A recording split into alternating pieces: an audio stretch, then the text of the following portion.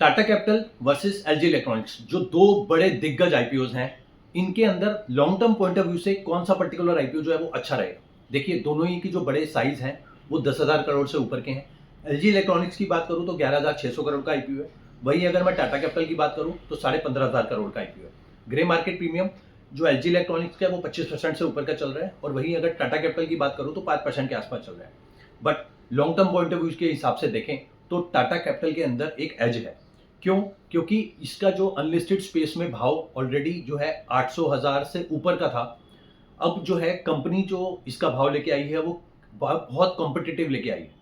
तो आने वाले टाइम में आपको इसके अंदर जो है मल्टी मतलब हो सकता है कि ये आने वाले टाइम में 1 साल 2 साल 3 साल में ये जो आईपीओ का भाव है उससे ये डबल से भी ऊपर हो जाए।